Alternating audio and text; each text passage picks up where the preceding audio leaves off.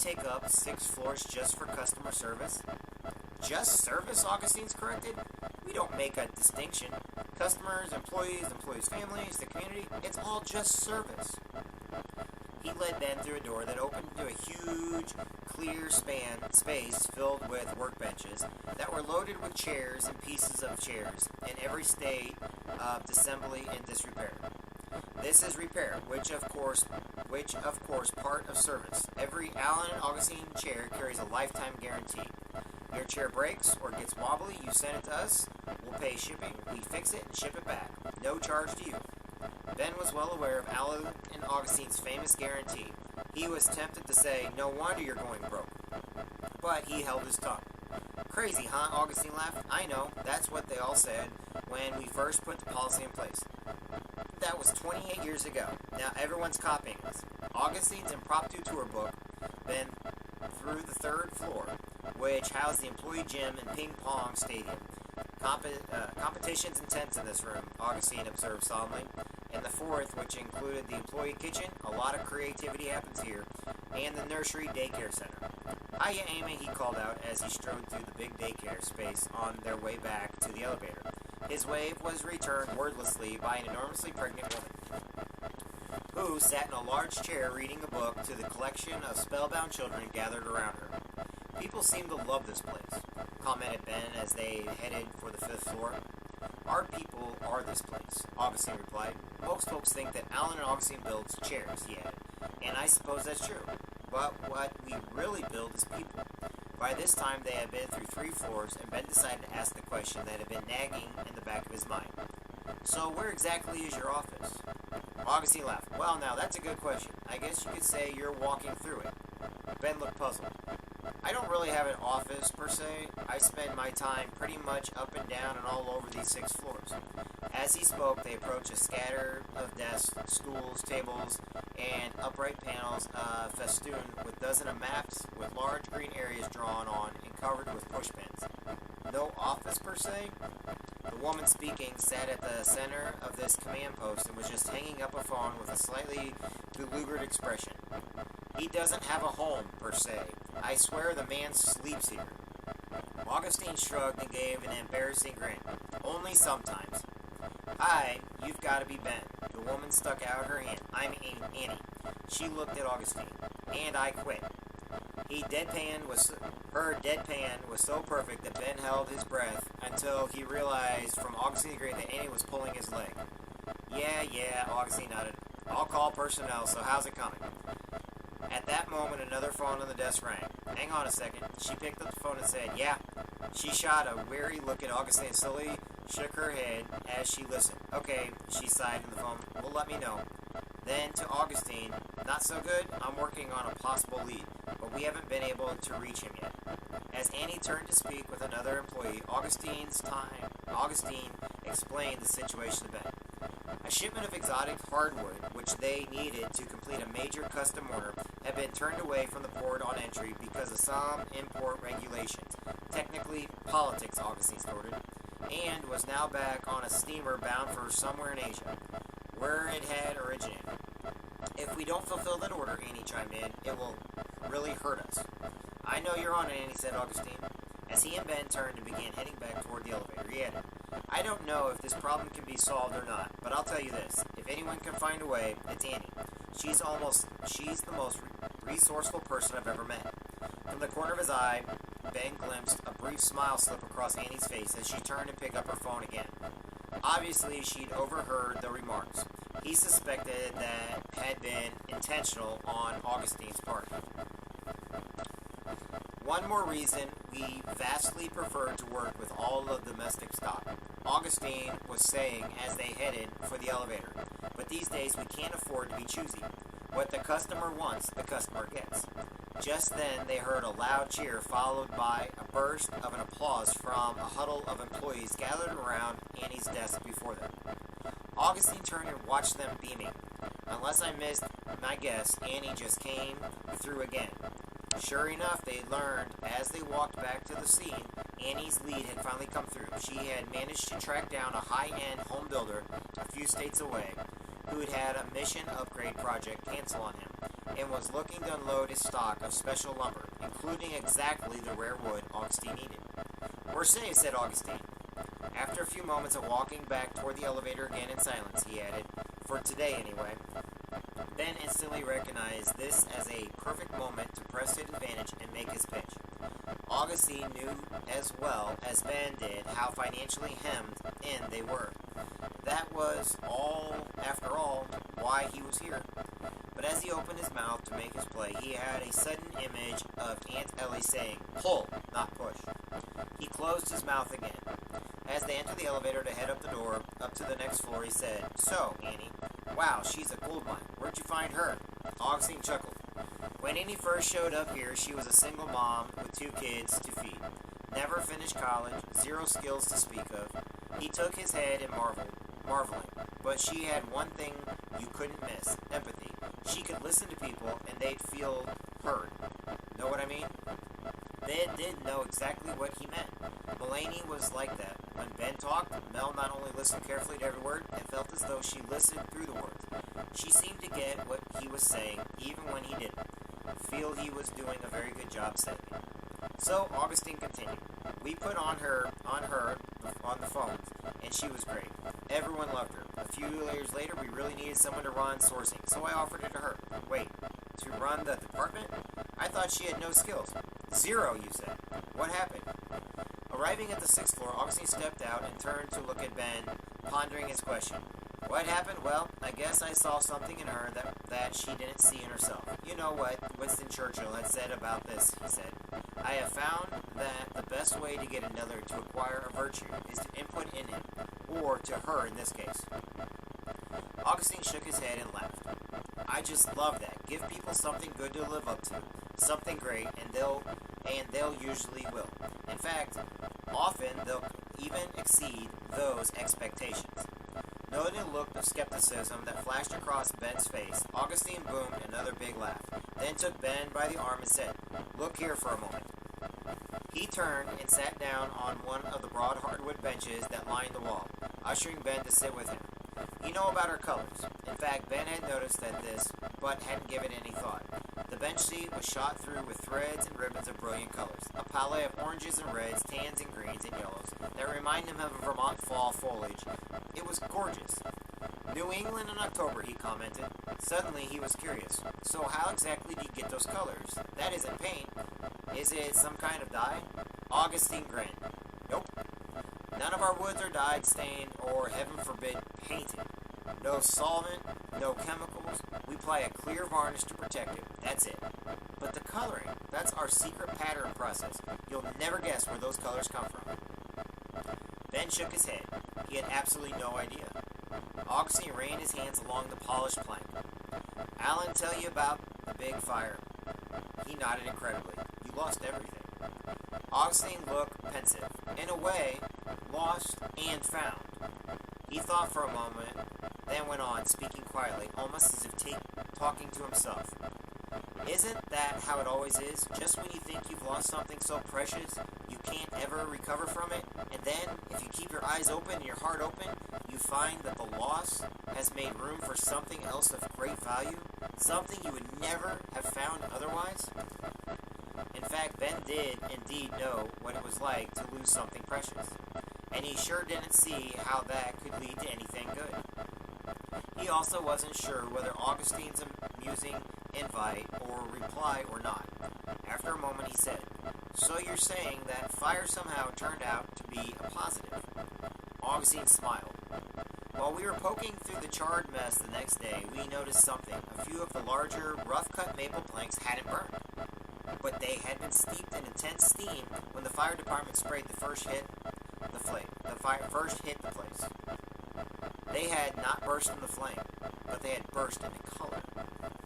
They had started experimenting," he explained, "and in time had come up with a method of heating the raw, untreated hardwood planks that brought out the natural sugars in the wood, sort of like caramelizing." Augustine said, "We cooked the wood, you could say.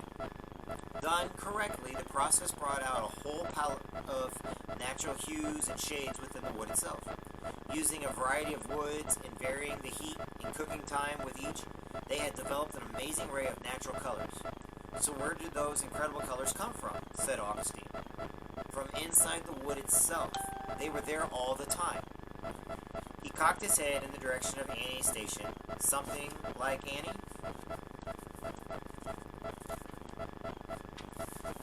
People have all sorts of amazing qualities and natural abilities trapped inside them. With the wood, it's knowing how to apply to heat. With the people, it's applying your belief. He looked at Ben. The other day, you described us as one of the city's great success stories. That's the key to our success right there. Strategies and plans, projections and roadmaps. They don't make things move. They don't make things happen. If you're going to get anything done, you have to engage people. He placed his hand on his chest and patted his heart a few times. And that starts here.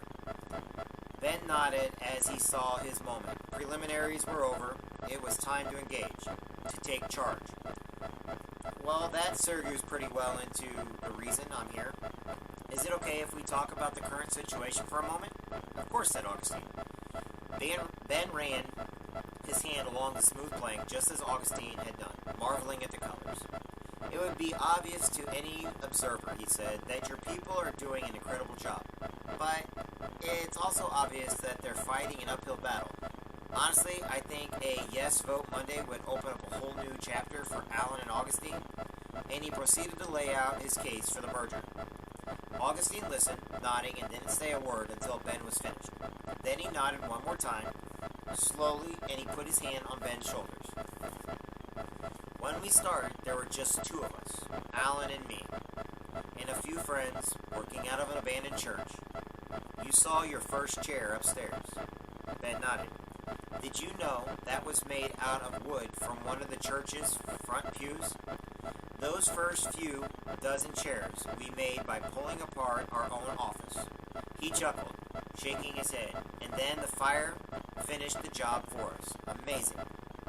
He stood up and pressed the elevator's down button. Ben had the sense that their tour was over. As I said, Augustine continued, we were just a handful back then, and today we're 500 people. 500. I've never fired a single employee. The terms layoff and cutback are not in our vocabulary, and we're not about to start now. I like you, Ben, but I'm not naive. If you guys buy us, you and I both know what happens next. I lose half my people like so many spare parts, maybe more than half, and I'm not going to stand by and let that happen. Ben started to protest. Ben, as Augustine held up his hand to stop him. Look, you've got your job to do, and I respect that. I have mine and my job. He nodded toward the halls and an airy open office space of the 6th floor where dozens of Allen and Augustine employees sat talking on phones to users of their fine chairs all over the country. Is their jobs. Alright, we're on chapter 6, page 51. Do that one tomorrow. Hope everybody's still motivated. Yeah, I know I say motivated a lot. Can't help it. That's who I am. Alright. We're going to go here, and then we're going to go ahead and end it for tonight. I'm going to say a couple things after I get done with this, and then we will go ahead and end it for tonight, and I will let a few people know a few things.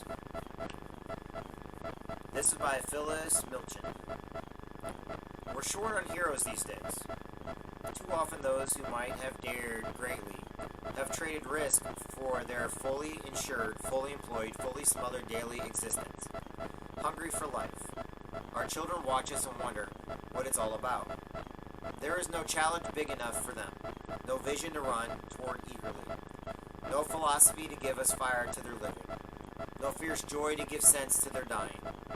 But they listen to Willie Unsold. Death, he told them, is not too great a price to pay for a life fully lived. Mary Parker Follett. The most successful leader of all is one who sees another picture not realized. He sees the things which belong in his present picture, but which are not there yet. Above all, he should make his co-workers see that it is not his purpose which is to achieve, but a common purpose, born of the desires and the activities of the group. And last is by T. Lawrence. All men dream, but not equally. Those who dream by night in the dusty recesses of their minds awake to find that it was vanity. But the dreamers of day are dangerous men, that they may act their dreams with open eyes to make it possible. Alright, everybody.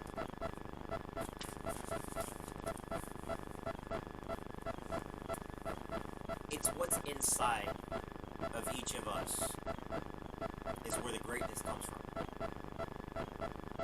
It's thinking outside the box and doing the most uncommon thing. In the Marine Corps, we have a saying, uncommon valor is a common virtue.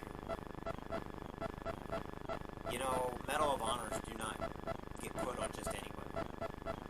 They don't get put on politicians. They don't get put on, people that get the keys to the city and stuff like that. Medal of Honor is given to those that do the very thing that all of us can do, but we have made choices not to.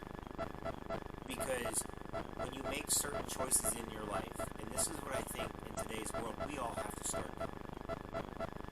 When you go into something, you have to not have a way back. When you go, your immediate response is, I'm doing this for the better good, and I will not survive this. It's not the physical aspect of you dying is what I'm talking about. It's when you do something is the person you were has to die. The person you want to be is just out there, but you have to take the hill. You have to grab the machine gun. You've got to fight off the enemy. You have to protect all those around you. You have to throw yourself on a grenade. Not a literal one. Please do not take me literally. I watched some of the greatest businessmen in business and how they got started and where they went to and where they became. And I saw the ones that were great and the ones that were just going over actions and they lost everything and they never tried again. I watch people lose fortunes and not get another dime, yet then I watch others lose fortunes and they make it back twice, if not 3 times, if not triple the amount, because they learned from their failures, they learned from their mistakes. They became the person they needed to become, and they left the other person dead in the ground, meaning themselves. So many of you are afraid to realize or see your full potential. You're afraid because you have been taught over time not to do basic skills because it was there to protect you when you were small. But now that you're older, you're still doing those same habits. You're still going down the same road. You're still talking with the same people. You're still reading from the same scripture. You're still coming up with the same ideas without anything new. And the key to that is the word same. When you step outside your box, when you live outside, it means you're doing something different now. You have to learn to go down a different road and forget about the last road you went down. You have to think of new ideas and leave the other ideas in the past. When you go to a new business, you have to look at that business for what it is and what greatness you can bring to it because your other one's gone now. So the point is this: nothing ventured, nothing gained. If you don't learn to step outside your box, if you do not learn to step outside your comfort zone, then it doesn't matter what you tell anybody. It doesn't matter what you say to anybody. As I tell everybody to go and look at Art Williams on YouTube. The whole idea is, hey Art, look at me now. Hey Art, I'm going to do this. Hey Art, no, but you didn't do it. Shoulda, coulda, woulda, if. It's kind of like I say when it comes to people going to join the Marine Corps. Every year around Memorial Day, around Veterans Day, around different times, you'd be surprised how many times in a month I get somebody that comes up to me and they tell me, well, I was going to join the Marines. I could have joined the Marines. Well, if I joined the Marines, I should have joined the Marines. I could have joined. Shoulda, coulda, wolf. Shoulda, coulda, woulda, if. But never did. I was going to join the Army. I was going to join the Navy. I was going to join the Coast Guard. I was going to join this. I was going to do that. And every one of them's got an excuse. these, if you look at their lives, anybody that tells you this, and you look at their lives, you can see that they live within a comfort level. They never dared themselves. They never challenged themselves to get out to do it. They had the excuses on their mind. Then you look at a Medal of Honor recipient, or a Purple Heart, or somebody that got the Silver Star or the Bronze Star, or you look at somebody that retired from the military, or look at somebody that, they fought on. They did what others couldn't do. They fought with bullet holes in them. They fought with tourniquets. They fought, with fevers. They fought with the black fever. They never used health as a reason not to defend those that they cared about and to keep pushing forward. In World War II, Japanese, the Navy and the Army didn't get along, but in World War II, there was more Japanese for every one American. I think equal, 20 or 30 Japanese. They were they were a superpower. They had a strength like no other. We could have very easily have said we're done. Germany was just, they took over France. They basically were beating the crap out of Russia. Great Britain was doing everything. They had their campaign down in Africa. And at any time, they could have said, we surrender and given everything to Germany, because Germany almost won the war. Let's face it, all these people, yes, Hitler was a drug addict later on. Who cares about that part? But it took new technologies. It took thinking outside the box, It took, working with Stalin. And it took working with Churchill.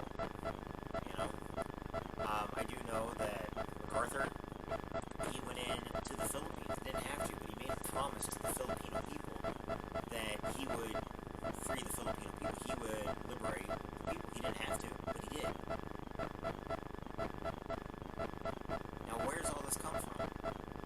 It comes from something that's inside of all of us, but some people choose to listen to it, and other people choose to basically squash it because, they don't want to think outside their comfort zone. The Spartans used to have a saying, come home with your sword, or with your shield, or on your shield. Now, I understand the history of Sparta. I understand the history of the Greeks, and stuff like that. I studied it for a very long period of time, but a lot of people don't know is the fighting spirit. It was the spirit to do what others will not do is what gets you ahead. And when Ramses came in and he basically slaughtered the Spartans, and he basically slaughtered the Greeks finally started thinking, we're losing everything if we don't do something